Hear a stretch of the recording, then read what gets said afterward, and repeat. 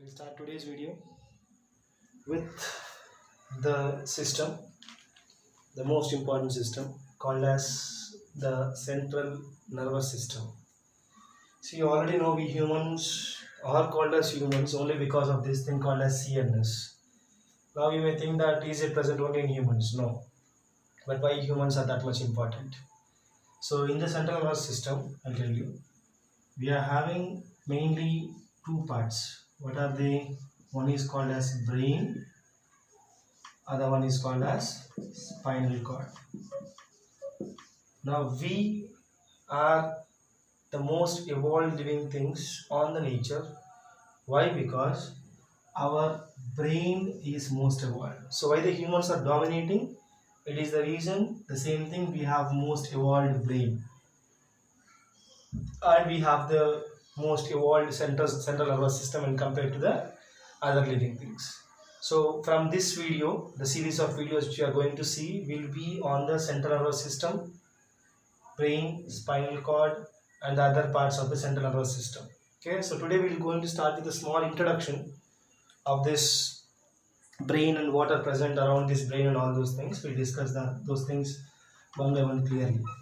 So first of all, as we have said, the brain is the most important, or we can say the precious part. So when you have a gold in your maybe in your houses, where you keep the gold, you'll keep it in the almara where it is very safe. So brain in the same way, as it is the most precious part, this brain will have more protection. So we have the protection around this brain. This brain is not normal, so this brain is having several protective layers. So it is having all these protective layers. Now what are those protective layers? What is the importance of those protective layers and how they help in the maintenance of the brain, and all those things we will have a clarity in this particular video, right? So now coming to the brain, as I have said, it is located in the head region. You all know that, so there is no need of telling those things. So it is located in the head region and it is protected mainly by a bony structure called as cranium. So if I say this is the cranium part of the skull, of the head part of the skull. So this is the bony part which is called as cranium, which is actually made up of fused bones, 8 fused bones. You could have thought it in the structure of the skeletal system, you could have known those things. Okay, so this is the first protection of the brain. Now where is the brain present? Brain is present inside this one, so we will put a small diagram. So brain is present, located inside this cranium. I am putting a small brain so that it is easily understandable. So we will have a brain inside this cranium. So this is cerebellum part. So brain inside this cranium, and this brain is protected by this cranium. Not only cranium, because cranium is just a hard bony covering. Not only cranium, the brain is also covered by 3 more connective tissue layers. So we are having some 3 more connective tissue layers around this brain. So we are having some 3 more connective tissue layers, and that 3 more connective tissue layers are the important protective structures after this cranium. So these are important. So how many we have? We have 3. 1, 2, 3. So we are having 3 connective tissue layers. Important point, we are having 3 connective tissue layers, or we can say coverings. What do you call those coverings? Those coverings are called as meninges. So around the brain we have this meninges. This is plural form. So if you want a singular form, each layer is called as meninx. Each layer is called as meninx. So this is a plural form and this is the singular form. So single means not singing. So it is a plural. It is a plural form, and it is the singular form. Now this is the main important point. Now how these meninges will help in the protection, or will help in the nutrition, or will help in the maintenance of the brain. One by one we'll discuss. Okay, starting with the first layer, you can see we have drawn this here. Starting with the first meninges or first menings to be exact. Starting with the first menings. What do you call the first menings? Okay, so I'll just complete this cranium because this person may not be happy. This diagram. So this may be the forehead, and we have the nose here. So we have the nose, and we have the lips, and we have the chin. He looks like an alien, right? So anyway, so making the simple way. So this is a cranium. Right, so he better look like a human, maybe. So right now coming to the meninges. Now this, I don't want to look at this alien, so I'll just zoom the portion. Now assume that I'll just draw zoomed portions of these things because my alien is not a good word for me. Anyway, so think that this is the brain. So this is the brain layer. So I have cut the brain and I am showing you. So around the brain, the first layer present here, the first menings is, this is called as pia mater. So the innermost layer of the meninges is the pia mater. Now how this pia mater is important? Very important thing. First point, this pia mater is present closely connected. So it is present closely connected to brain. So it is present closely connected to brain. Okay.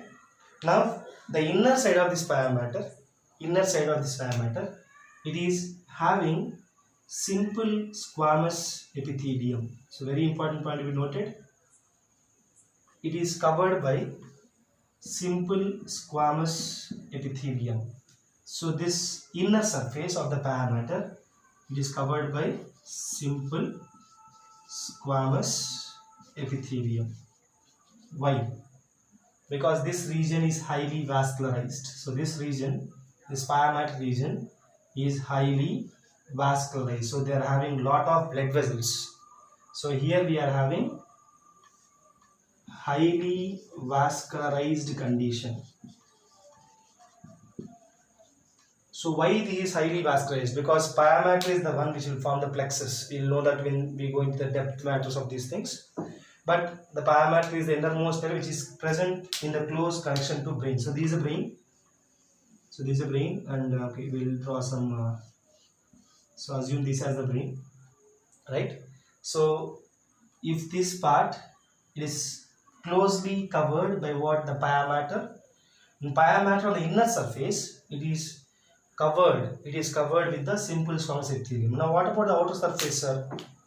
Outer surface, it is covered with the thick fibrous connective tissue. So white fibrous connective tissue, dense regular fibrous connective tissue. So it is made up of dense regular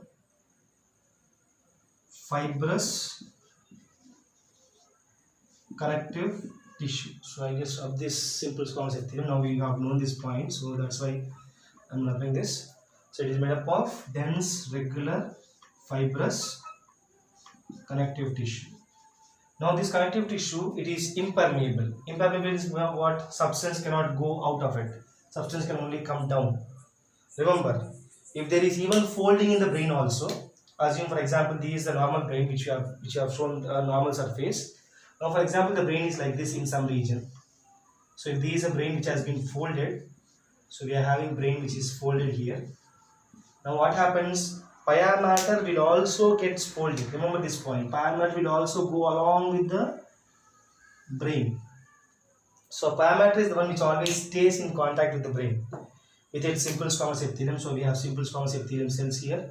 So with its simple squamous epithelium and its high vascularized nature, so we have total blood vessels here. We have all the vascularity here. So you can see blood vessels highly vascularized. You can see blood vessels also in this proximity inside them. So you can see blood vessels, right? Now wherever you have the brain covering the outer layer of the brain, that outer layer of brain will be in close contact with his best friend. You know, they are best friends. They always keep on going with each other. Simple. So they will keep on going. Why this is important? Why pia mater is very important means because that is the close contact with the brain, and this vascularity this blood vessels has the capacity to form plexus. Remember this point. This pyometer is the one which forms the plexus. So in our brain, when you go into structure of the brain, we'll understand it. We have plexus called as anterior choroid plexus. We'll discuss, don't worry, names are new, but okay. Anterior and posterior.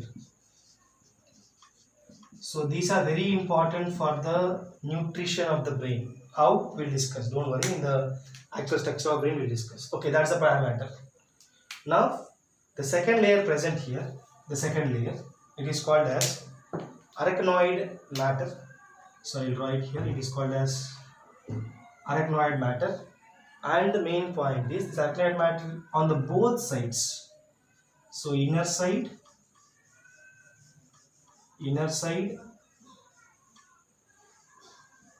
and the outer side, on both sides. So inner side and the outer side, on both sides, it is made up of this dense, regular, white fibrous connective tissue. So white, I should write white here. So remember this point. There is a space created here. So dense fibrous white connective tissue, both of them. Okay. And one more thing, both of them are thin layers. Don't think that they are very thick. They are thin layers, very thin layers. But the negativity, or we can say the loss of this layer, arachnoid membrane, is it is non-vascularized. So this arachnoid membrane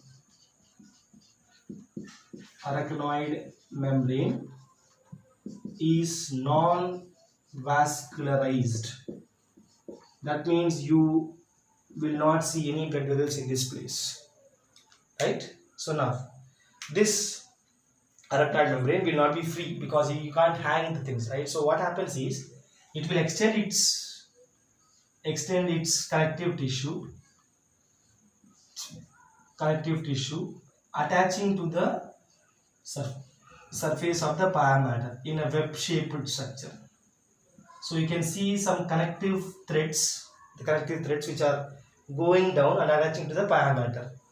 Now these are connective threads, and as it is looking like a web, it is also called as cobweb membrane, cobweb shaped membrane. So it is looking like a web, right? So now, what do you call this space? So if I draw here also, this is folded brain. So this will not feel happy if I leave it.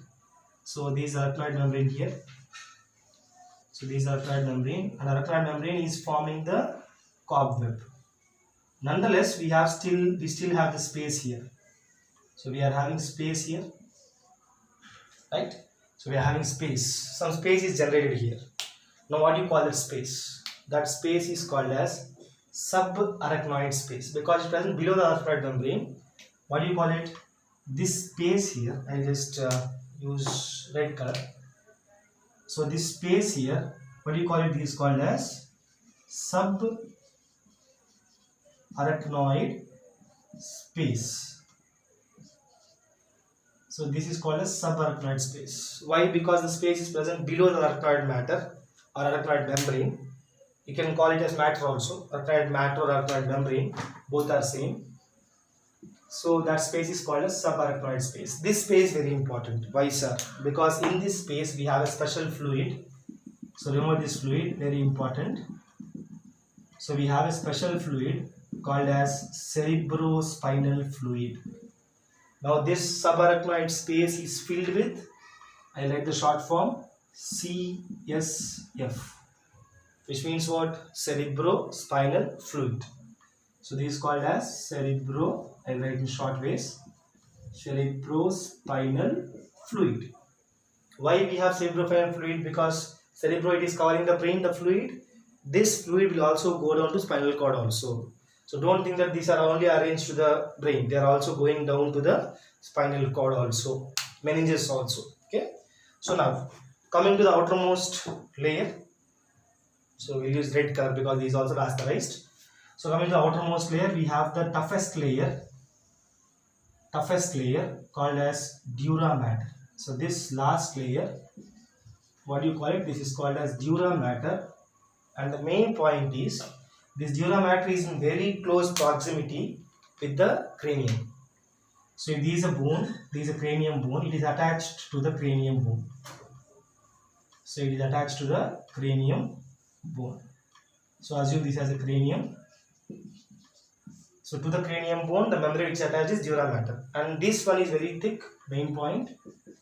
So this is very thick, and it is also vascularized. So you can see blood vessels here also. So you can see blood vessels here also. It is vascularized, and moreover, this is also made up of simple squamous epithelium. So this layer will also have a layer of, or this membrane will also have a layer of simple squamous epithelium. Now, when you go to your basics, what is the use of simple squamous epithelium? Simple squamous will help in the transfer of substances easily, transfer of nutrients easily. So when I use the word called as choroid plexus here, this choroid plexus is actually formed by this pia mater near the ventricles of the brain. We will discuss what are ventricles in the coming topics, don't worry. So here this is left off again, so it's not happy. So we have the dura mater, the outermost layer. So that is a skull, because we have used the black skull there. Now we have the dura mater here. So this is tough, remember, this is tough, but it is having blood vessels, or it is having the blood capillaries. So it is also highly vascularized. So if someone asks you which layers are highly vascularized, two things. One is pia mater, other one is the dura mater. The middle cobweb membrane is nothing. Right, so these are the coverings. These are the coverings of the brain and the spinal cord, both CNS. Okay, so here we should understand about the CSF. So who is the one producing the CSF? So CSF is the cerebrospinal fluid, the fluid present in the arachnoid, subarachnoid space. The main point is it is produced by this plexus. The CSF is produced by the plexus. We'll discuss that in a short time. I hope this is clear to everyone. Now we'll go to the cerebrospinal fluid. So we'll have that word here, CSF. So this is very good, right? So it is somewhat proud to say this word CSF. But if you go for the normal thing, it is actually cerebrospinal fluid. Okay, this one is good actually, right? So anyway, now who is producing cerebrospinal fluid? It is produced by the choroid plexus, which I have said, which is formed by actually the blood capillaries of the pia mater. Now where it is formed, this choroid plexus, or the around where it is present, means this choroid plexus is present around, it is present around the ventricles in brain. So what is ventricles? Don't go for circulatory system, there is nervous system. Okay, present around ventricles of the brain. Now what is ventricles in brain called? Ventricles in brain are actually the cavities.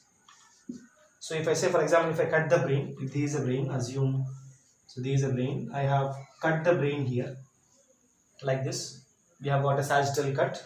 So when you cut the brain, we can see that the brain is having several spaces inside its actual thing. So we can see some space here, so we can see some space here also, and we can see the space running down to the spinal cord. Okay, now what do you call this space? These spaces are called as ventricles. Actually we have 4 ventricles. I don't want to go in depth right now. I will go it about, we discuss the structure. So here we have got the anterior plexus and the posterior plexus. So in this region, what happens, the plexus, which is formed by pia mater, remember the vascular layer pia mater, they release the fluid here. They release, simply if I have to make it clear, it is plasma, the plasma of the blood. Okay, so we'll have connections here. So remember, it's not empty here, we'll have connections, all of them are connected. Okay, so matters, the pia mater, we can say the pia mater which is present, which will come this way. So we have the subarachnoid space here, so this is arachnoid membrane, so this is a space here. Now this fluid from here through small holes, we'll discuss when we go to the anatomy of the brain properly. So through these small holes, this fluid will escape into this subarachnoid space. So the fluid is actually produced in the choroid plexus, and that fluid is going down in this space called as, what do you call the space here? This is called as subarachnoid space.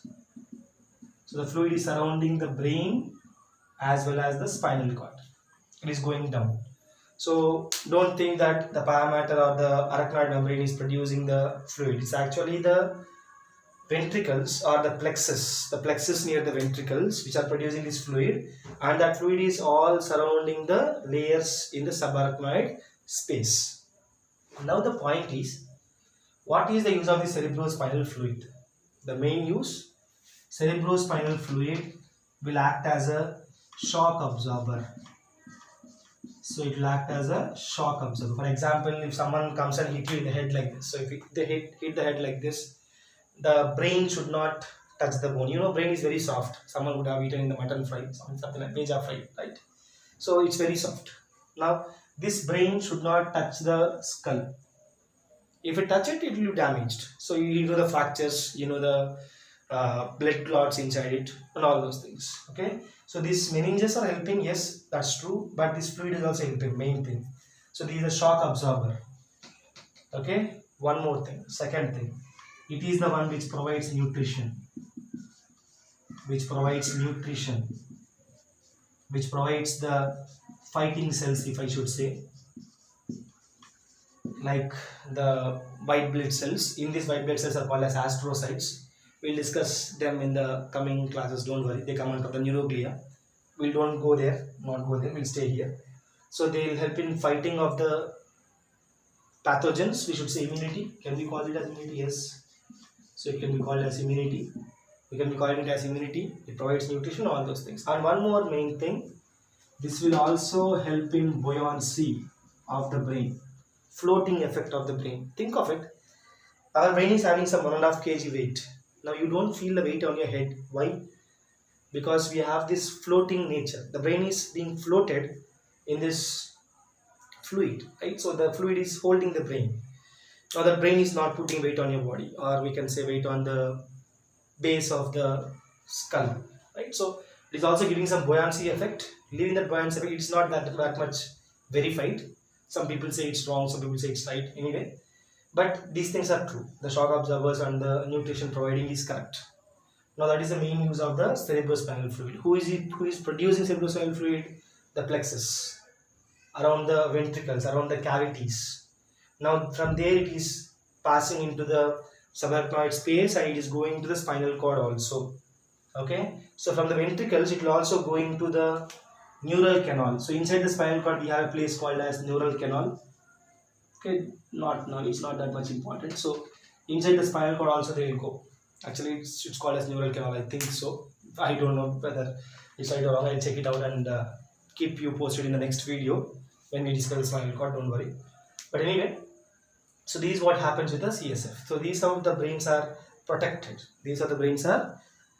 And it is giving us all the important information. Or right now I am teaching to you because of my brain, and you are hearing, you are clicking on my video, you are looking at it because of this brain working. It is saying that okay, do it. Someone is trying to tell you about me, try to do it, right? So if you are trying to know about me, that's true, that's good. So if knowing about yourself, knowing about the brain is very good. So that's why zoology is most interesting part of the other subjects, because you get to know about yourself. So right now what we have discussed was actually present in your body. So that's what keeps you interesting in the zoology part. Now one more interesting point, I should say, not topic. I will not waste your time if it is like that. So we have these names called as pia mater, arachnoid mater, and dura mater. So I got doubt from my childhood. I got this doubt. Why there is no two T's? Actually, matter is this one, right? So matter means, in physics, I'm not that much talented in physics. Anyway, matter is something which occupies space. But this is not that matter. There is only single T matter, which doesn't matter here. Anyway, so this matter is actually a Latin word. A Latin word for mother. So matter is actually a Latin word for mother, which means what? These membranes are taking care of the brain like mother. That's why the scientists use this matter here. Very important one, very interesting one actually. So I also didn't know this before making this video. I tried for you people so that make it interesting. So MATER, one single matter, is actually a Latin word which means mother. So that's about for today. The next video we'll discuss brain and the structure of the brain. Thank you for supporting me. I'll keep on posting videos every day on these units, and maybe in coming 5 to 6 days I'll also keep you posted about the digestive system in separate playlist. Okay, thank you for supporting. Mohan Krishna signing off.